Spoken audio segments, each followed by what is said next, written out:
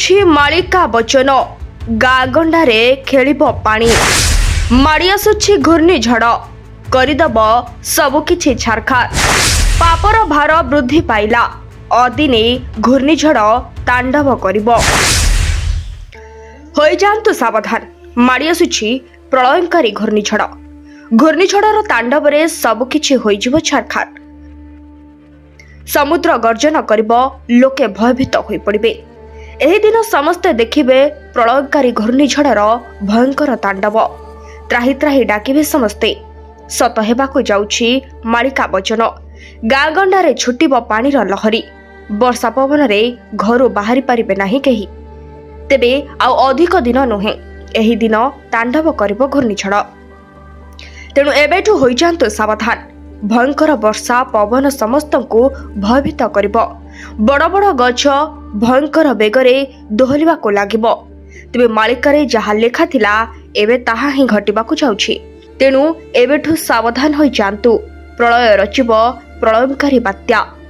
ତେବେ ଦିଲ୍ଲୀ ଏନସିଆର ସମେତ ସମଗ୍ର ଉତ୍ତର ଭାରତରେ ପାଗ ହଠାତ୍ ପରିବର୍ତ୍ତନ ହୋଇଛି ଭାରତୀୟ ପାଣିପାଗ ବିଭାଗ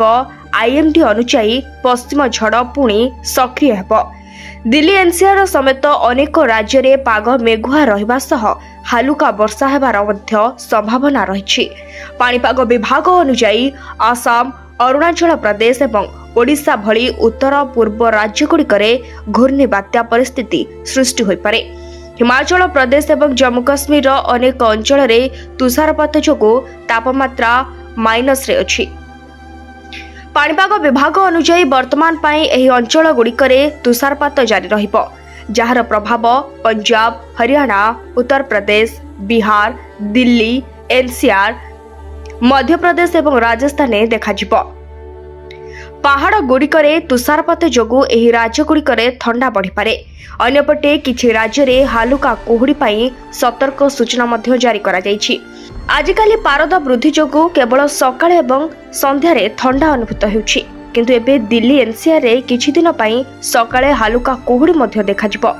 ମଙ୍ଗଳବାର ବର୍ଷା ହେବାର ପୂର୍ବାନୁମାନ କରାଯାଇଛି ପାଣିପାଗ ବିଭାଗ ଅନୁଯାୟୀ ଫେବୃଆରୀ 5 ତାରିଖରୁ ତାପମାତ୍ରା ସର୍ବନିମ୍ନ 10 ଡିଗ୍ରୀ ଏବଂ ସର୍ବାଧିକ 30 ଡିଗ୍ରୀ ସେଲସିୟସ୍ ପର୍ଯ୍ୟନ୍ତ ପହଞ୍ଚିପାରେ ବଦଳୁଥିବା ପାଗ ସହିତ ଉତ୍ତର ଭାରତର ଅନେକ ରାଜ୍ୟରେ ଘନ କୁହୁଡ଼ି ଯୋଗୁଁ ୟେଲୋ ଆଲର୍ଟ ମଧ୍ୟ